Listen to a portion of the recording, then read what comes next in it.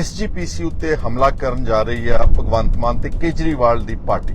ਮੈਂ ਸਾਰੇ ਵਿਸ਼ਵ ਵਿੱਚ ਬੈਠੇ ਸਿੱਖਾਂ ਨੂੰ ਕਹਿਣਾ ਚਾਹੁੰਦਾ, ਇਹ ਗੱਲ ਗੁਰਬਾਣੀ ਦੀ ਨਹੀਂ ਗੀ, ਇਹ ਗੱਲ ਹੈ SGPC ਦੇ ਉੱਤੇ ਕਾਬਜ਼ ਹੋਣ ਦੀ ਔਰ ਪੰਥਕ ਪੋਲਿਟਿਕਸ ਦੇ ਉੱਤੇ ਕਾਬਜ਼ ਹੋਣ ਦੀ। ਕਿਉਂਕਿ ਜਿਹੜਾ ਐਲਾਨ ਕਰ ਰਿਹਾ ਸੀ 20 ਸਾਲ ਪਤਾ ਨਹੀਂ 50 ਸਾਲ ਰਾਜ ਕਰਨਾ, ਇਦਾਂ ਦੇ ਕਈ ਐਲਾਨ ਪਹਿਲਾਂ ਹੋਏ ਫਰਜ਼ੀ, ਤੇ ਕਈ ਐਲਾਨ ਅੱਜ ਉਹ ਜਿਹੜੇ ਐਲਾਨ ਕਰਨ ਵਾਲੇ ਸੀਗੇ ਉਹ 2-2 3-3 ਸੀਟਾਂ ਤੇ ਨੇ। ਇਹਨਾਂ ਦਾ ਹਸ਼ਰ ਵੀ ਉਹੀ ਹੋਣਾ ਵਾ। ਪਰ ਮੈਂ ਸਿੱਖਾਂ ਨੂੰ ਅਪੀਲ ਕਰਨਾ ਚਾਹੁੰਦਾ ਕਿ ਬਾਕੀ ਸਭ ਕੁਝ ਅਸੀਂ ਟੋਲਰੇਟ ਕਰ ਸਕਦੇ ਹਾਂ, ਪਰੰਤੂ ਇਦਾਂ ਦੇ ਫਰਜ਼ੀ ਇਨਕਲਾਬੀਆਂ ਦੀ ਮੁਦਾਖਲਤ ਸਾਡੇ ਧਰਮ ਦੇ ਵਿੱਚ ਹੋਵੇ, ਕੱਲ ਨੂੰ ਇਹ SGPC ਚਲਾਉਣ, ਕੱਲ ਨੂੰ ਅਰਵਿੰਦ ਕੇਜਰੀਵਾਲ ਫੈਸਲਾ ਕਰੇ, ਉਹਦੇ ਲਿਫਾਫੇ ਵਿੱਚੋਂ SGPC ਦਾ ਪ੍ਰੈਜ਼ੀਡੈਂਟ ਨਿਕਲੇ, this is absolutely unacceptable। ਲਗਭਗ 100 ਸਾਲ ਪੁਰਾਣੀ ਸਾਡੀ ਇਹ ਸੰਸਥਾ ਹੈ ਔਰ ਚੁਣੀ ਹੋਈ ਸੰਸਥਾ ਵਾ। ਠੀਕ ਹੈ, ਅੱਜ ਉਹਨਾਂ ਦੇ ਅਧੀਨ ਚੱਲ ਰਹੀ ਆ, ਕੱਲ ਨੂੰ ਇਹ ਸੰਸਥਾ ਬਿਲਕੁਲ ਕਾਬਲ ਪੜ੍ਹੇ ਲਿਖੇ ਇੰਟੈਲੈਕਚੁਅਲ ਔਰ ਆਜ਼ਾਦ ਸਿੱਖਾਂ ਦੇ ਹੱਥ ਵਿੱਚ ਵੀ ਆ ਸਕਦੀ ਹੈ ਔਰ ਇਹਦਾ ਜਿਹੜਾ ਹੈ ਬਹੁਤ ਵੱਡਾ ਮਨੁੱਖਤਾ ਦੀ ਸੇਵਾ ਦਾ ਕਾਰਨ ਹੈਗਾ।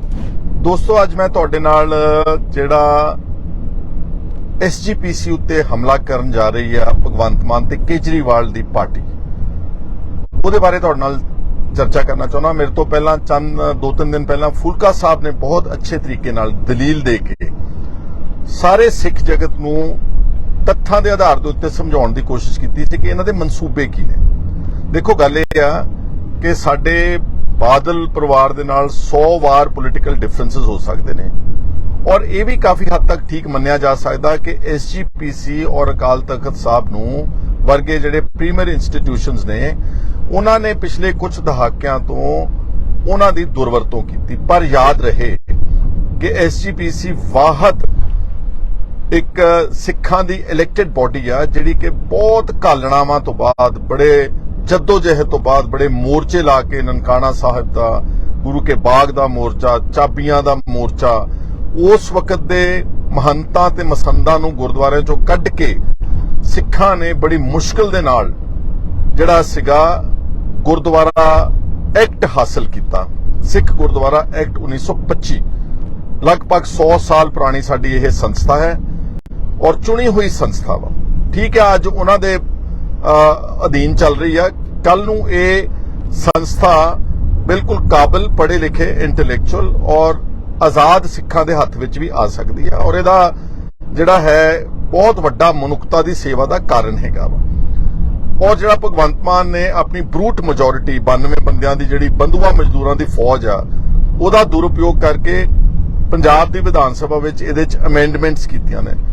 ਬਹਾਨਾ ਬਣਾਇਆ ਵਾ ਗੁਰਬਾਣੀ ਦਾ ਕਿ ਅਖੇ ਸਾਰਿਆਂ ਤੱਕ ਨਹੀਂ ਪਹੁੰਚ ਰਹੀ ਔਰ ਗੁਰਬਾਣੀ ਦੀ ਆੜ ਵਿੱਚ ਉਹ ਇਸ ਸੰਸਥਾ ਤੇ, ਸਾਡੀ ਸਿਰਮੌਰ ਸ਼੍ਰੋਮਣੀ ਗੁਰਦੁਆਰਾ ਪ੍ਰਬੰਧਕ ਕਮੇਟੀ ਤੇ ਸਹੀ ਮਾਇਨਿਆਂ ਵਿੱਚ ਕਾਬਜ਼ ਹੋਣਾ ਚਾਹੁੰਦੇ ਨੇ, ਚੋਰ ਦਰਵਾਜ਼ੇ ਰਾਹੀਂ। ਪਰ ਸ਼ਾਇਦ ਭਗਵੰਤ ਮਾਨ ਤੇ ਕੇਜਰੀਵਾਲ ਨੇ ਪੰਜਾਬ ਦਾ ਇਤਿਹਾਸ ਨਹੀਂ ਪੜ੍ਹਿਆ। ਅਗਰ ਆਪਾਂ ਚੱਲੀਏ ਵਾਪਸ, ਐਗਜ਼ੈਕਟਲੀ 1959 ਦੇ ਵਿੱਚ ਜਨਵਰੀ ਦੇ ਵਿੱਚ ਬਿਲਕੁਲ ਇਸੇ ਤਰੀਕੇ ਨਾਲ ਸਰਦਾਰ ਪ੍ਰਤਾਪ ਸਿੰਘ ਕੈਰੋਂ ਜਿਹੜੇ ਮੁੱਖ ਮੰਤਰੀ ਸੀ, ਉਹਨਾਂ ਨੇ ਵੀ ਇੱਛਾ ਜਤਾਈ ਕਿ ਇੱਕ ਵਾਰ ਆਪਾਂ ਕਿਸੇ ਤਰੀਕੇ ਤੇ SGPC ਤੇ ਕਾਬਜ਼ ਹੋ ਜਾਈਏ ਤਾਂ ਕਿ ਅਕਾਲੀ ਦਲ ਨੂੰ ਡਿਸਲੌਜ ਕੀਤਾ ਜਾ ਸਕੇ। ਕਿਉਂਕਿ ਜਦ ਤੱਕ SGPC ਤੁਹਾਡੇ ਕੋਲ ਨਹੀਂ ਗਈ, ਉਹਨਾਂ ਨੂੰ ਐਂ ਲੱਗਦਾ ਕਿ ਅਸੀਂ ਪੰਥਕ ਪੋਲਿਟਿਕਸ ਤੇ ਹਾਵੀ ਨਹੀਂ ਹੋ ਸਕਦੇ। ਉਹਨਾਂ ਨੇ ਵੀ ਇਦਾਂ ਹੀ ਪੰਜਾਬ ਦੀ ਵਿਧਾਨ ਸਭਾ ਬੁਲਾ ਕੇ ਤੇ ਇੱਕ ਮਤਾ ਪਾਸ ਕਰਕੇ ਅਮੈਂਡਮੈਂਟ ਕਰ ਦਿੱਤੀ ਉਸ ਵਕਤ ਦੇ ਐਕਟ ਵਿੱਚ। ਹਾਲਾਂਕਿ ਉਦੋਂ ਇਹ ਇਕੱਲਾ ਪੰਜਾਬ ਦਾ ਐਕਟ ਸੀਗਾ, ਇੰਟਰਸਟੇਟ ਐਕਟ ਨਹੀਂ ਸੀਗਾ। ਤਾਂ ਬੜਾ ਸ਼ੋਰ ਮੱਚਿਆ। ਮਾਸਟਰ ਤਾਰਾ ਸਿੰਘ ਜੀ ਇੱਕ ਬੜੇ ਸਾਦੇ ਜਿਹੇ ਸਿੱਖ ਸੀਗੇ, ਉਹਨਾਂ ਨੇ ਉਹ ਅਕਾਲੀ ਦਲ ਦੇ ਪ੍ਰੈਜ਼ੀਡੈਂਟ ਸੀ, ਉਹਨਾਂ ਨੇ ਬੜਾ ਐਲਾਨ ਕੀਤਾ ਐਜੀਟੇਸ਼ਨ ਦਾ ਔਰ ਦਿੱਲੀ ਵਿੱਚ ਬਹੁਤ ਵੱਡਾ ਇਕੱਠ ਵੀ ਹੋਇਆ 1959 ਦੇ ਵਿੱਚ। ਅਲਟੀਮੇਟਲੀ ਬਿਲਕੁਲ 1960 ਦੇ ਸ਼ੁਰੂਆਤ ਵਿੱਚ ਉਸ ਵਕਤ ਦੇ ਜਿਹੜੇ ਪ੍ਰਾਈਮ ਮਿਨਿਸਟਰ ਸੀ ਪੰਡਿਤ ਜਵਾਹਰ ਲਾਲ ਨਹਿਰੂ, ਉਹਨਾਂ ਨੇ ਮਾਸਟਰ ਤਾਰਾ ਸਿੰਘ ਹੋਣਾ ਨੂੰ ਇੱਕ ਚਾਹ ਦੇ ਕੱਪ ਤੇ ਬੁਲਾ ਕੇ ਮੀਟਿੰਗ ਤੇ ਸੱਦਿਆ ਔਰ ਉੱਥੇ ਇਹ ਅੰਡਰਸਟੈਂਡਿੰਗ ਕੀਤੀ ਕਿ ਅੱਗੇ ਤੋਂ ਭਾਰਤ ਦੀ ਸਰਕਾਰ ਜਾਂ ਪੰਜਾਬ ਦੀ ਸਰਕਾਰ SGPC ਦੀ ਮਨਜ਼ੂਰੀ ਤੋਂ ਬਿਨਾਂ, ਉਹਨਾਂ ਦੀ ਸਹਿਮਤੀ ਤੋਂ ਬਿਨਾਂ ਕੋਈ ਵੀ ਕਾਨੂੰਨ ਜਿਹੜਾ ਉਹਦੇ ਚ ਕੋਈ ਛੇੜਛਾੜ ਨਹੀਂ ਕਰੇਗੀ। ਇਹ ਇਤਿਹਾਸ ਬੋਲਦਾ ਵਾ। ਔਰ ਸਰਦਾਰ ਪ੍ਰਤਾਪ ਸਿੰਘ ਕੈਰੋਂ ਨੇ ਈਵਨ 1960 ਤੋਂ ਬਾਅਦ, ਇਸ ਪੈਕਟ ਤੋਂ ਬਾਅਦ ਚੋਣ ਵੀ ਲੜੀ, ਇੱਕ ਸਾਧ ਸੰਗਤ ਬੋਰਡ ਬਣਾਤਾ ਉਸ ਵਕਤ ਦੀ ਕਾਂਗਰਸ ਪਾਰਟੀ ਨੇ, ਤੇ ਉਹਨਾਂ ਨੇ ਮਾਸਟਰ ਤਾਰਾ ਸਿੰਘ ਤੋਂ SGPC ਖੋਣ ਦੀ ਕੋਸ਼ਿਸ਼ ਕੀਤੀ। ਲੇਕਿਨ ਸਿਰਫ 4 ਮੈਂਬਰ ਉਹਨਾਂ ਦੇ ਜਿੱਤੇ ਸਾਧ ਸੰਗਤ ਬੋਰਡ ਦੇ, ਇੱਕ ਕਮਿਊਨਿਸਟ ਮੈਂਬਰ ਜਿੱਤਿਆ ਤੇ ਸ਼ਾਇਦ 134 ਮੈਂਬਰਸ ਜਿਹੜੇ ਸੀ ਉਸ ਵਕਤ ਮਾਸਟਰ ਤਾਰਾ ਸਿੰਘ ਤੇ ਸ਼੍ਰੋਮਣੀ ਅਕਾਲੀ ਦਲ ਦੇ ਜਿੱਤੇ। ਤੇ ਭਗਵੰਤ ਮਾਨ ਹੁਣ ਉਹਦੀ ਕੋਸ਼ਿਸ਼ ਆ ਕਿ ਉਹੀ ਸਾਧ ਸੰਗਤ ਬੋਰਡ ਬਣਾ ਕੇ ਚੋਰ ਦਰਵਾਜ਼ੇ ਰਾਹੀਂ ਐਸਜੀਪੀਸੀ, ਕਿਉਂਕਿ ਐਸਜੀਪੀਸੀ ਕੋਲ ਬੇਤਹਾਸ਼ਾ ਬਜਟ ਹੈ, ਬੇਤਹਾਸ਼ਾ ਗੁਰਦੁਆਰਾ ਸਾਹਿਬ ਨੇ, ਬੇਤਹਾਸ਼ਾ ਸਾਡੇ ਕੋਲ ਜਿਹੜੇ ਐਜੂਕੇਸ਼ਨ ਤੇ ਹੈਲਥ ਕੇਅਰ ਦੇ ਇੰਸਟੀਟਿਊਸ਼ਨਸ ਨੇ। ਇਹਨਾਂ ਨੂੰ ਕਿਸੇ ਨੇ ਕਹਿਤਾ ਕਿ ਹੁਣ ਸਾਰੀ ਪੇੜ ਖਾਲੀ ਆ ਕਿਉਂਕਿ ਬਾਦਲ ਪਰਿਵਾਰ ਜਿਹੜਾ ਬਦਨਾਮ ਹੋ ਚੁੱਕਾ ਵਾ, ਤੇ ਆਓ ਆਪਾਂ ਪੰਥਕ ਪੋਲਿਟਿਕਸ ਤੇ ਵੀ ਕਾਬਜ਼ ਹੋ ਸਕਦੇ। ਪਰ ਯਾਦ ਰਹੇ ਕਿ ਭਗਵੰਤ ਮਾਨ ਇੱਕ ਚਲੋ ਪਤਿਤ ਸਿੱਖ ਤਾਂ ਹੈ ਹੀ ਆ, ਇਹਦੇ ਸਿਰ ਤੇ ਵੀ ਕੇਸ ਨਹੀਂਗੇ ਪੱਗ ਦਸਤਾਰ ਦੇ ਥੱਲੇ, ਇਹ ਆਪਣੇ ਨਾਮ ਦੇ ਨਾਲ ਸਿੰਘ ਵੀ ਨਹੀਂ ਲਿਖਦਾ। ਅੱਜ ਤੱਕ ਇਹਨੇ ਪੰਜਾਬ ਦੇ ਰਾਜਨੀਤਿਕ ਮਾਹੌਲ ਵਿੱਚ, ਅਸੀਂ ਸਭ ਦੀ ਇੱਜ਼ਤ ਕਰਦੇ ਬਾਬਾ ਸਾਹਿਬ ਅੰਬੇਦਕਰ, ਹਾਲਾਂਕਿ ਉਹਦੇ ਕਾਨੂੰਨ ਨੂੰ ਵੀ ਚਿੱਕੇ ਤੇ ਟੰਗਿਆ, ਸ਼ਹੀਦ ਭਗਤ ਸਿੰਘ, ਉਹਨਾਂ ਦੀਆਂ ਫੋਟੋਆਂ ਲੱਗੀਆਂ ਨਾ ਸਾਰੇ ਪੰਜਾਬ ਦੇ ਉੱਤੇ, ਲੇਕਿਨ ਕੀ ਕਹਿੰਦੇ ਹੁੰਦੇ ਆ, ਪੰਜਾਬ ਵਸਦਾ ਗੁਰਾਂ ਦੇ ਨਾਮ ਤੇ।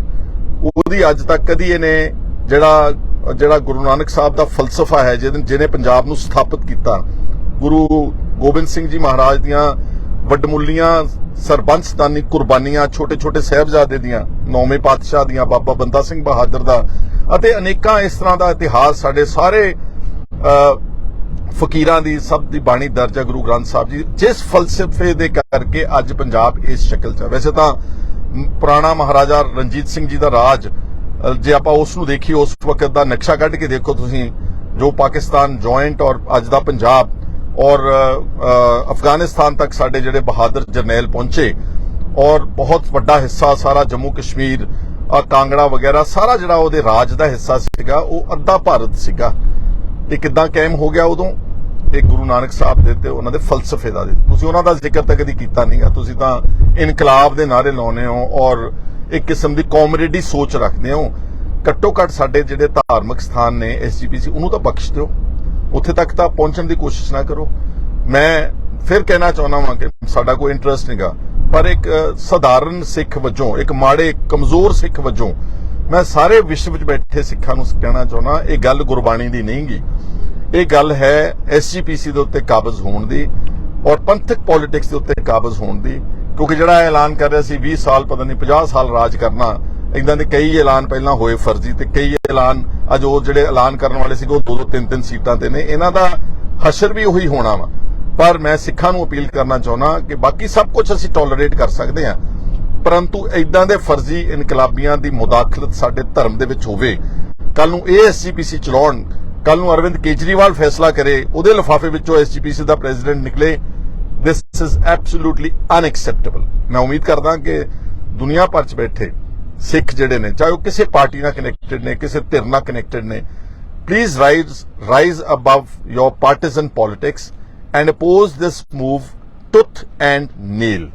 ਇਹਦਾ ਜਿੰਨਾ ਕਰੜਾ ਵਿਰੋਧ ਹੋ ਸਕਦਾ ਹੈ, ਅਗਰ ਐਸਜੀਪੀਸੀ ਅੱਜ ਸਾਡੀ ਕੋਈ, ਉਹਨਾਂ ਨੇ ਕੱਲ ਜਨਰਲ ਹਾਊਸ ਦਾ ਇਜਲਾਸ ਸੱਦਿਆ, ਉਹਨਾਂ ਨੇ ਇਸ ਅਮੈਂਡਮੈਂਟ ਨੂੰ ਰਿਜੈਕਟ ਕਰ ਦਿੱਤਾ ਹੈ, ਤੇ ਜੇ ਤੁਸੀਂ ਆਪਣੇ ਦੇਸ਼ ਦੇ ਪ੍ਰਾਈਮ ਮਿਨਿਸਟਰ ਦੀ ਕਦਰ ਸਮਝਦੇ ਹੋ, ਉਸ ਵਕਤ ਦੇ 1960 ਵਿੱਚ ਉਹਨਾਂ ਨੇ ਜਿਹੜੀ ਗੱਲ ਕੀਤੀ ਸੀ ਕਿ ਐਸਜੀਪੀਸੀ ਦੀ ਪ੍ਰਵਾਨਗੀ ਤੋਂ ਬਗੈਰ ਕੋਈ ਕਾਨੂੰਨ ਨਹੀਂ ਬਣਾ ਸਕਦੇ, ਤਾਂ ਇਹ ਕਾਨੂੰਨ ਭਗਵੰਤ ਸਿੰਘ ਮਾਨ ਤੇ ਕੇਜਰੀਵਾਲ ਨੂੰ ਤੁਰੰਤ ਵਾਪਸ ਲੈਣਾ ਚਾਹੀਦਾ, ਨਹੀਂ ਤਾਂ ਇਹਦਾ ਜੰਮ ਕੇ ਤੇ ਡਟ ਕੇ ਵਿਰੋਧ ਕਰਾਂਗੇ। ਅੱਜ ਮੇਰੇ ਨਾਲ ਜੁੜਨ ਵਾਸਤੇ ਤੁਹਾਡਾ ਸਾਰਿਆਂ ਦਾ ਬਹੁਤ ਬਹੁਤ ਸ਼ੁਕਰੀਆ। ਵਾਹਿਗੁਰੂ ਜੀ ਕਾ ਖਾਲਸਾ, ਵਾਹਿਗੁਰੂ ਜੀ ਕੀ ਫਤਿਹ।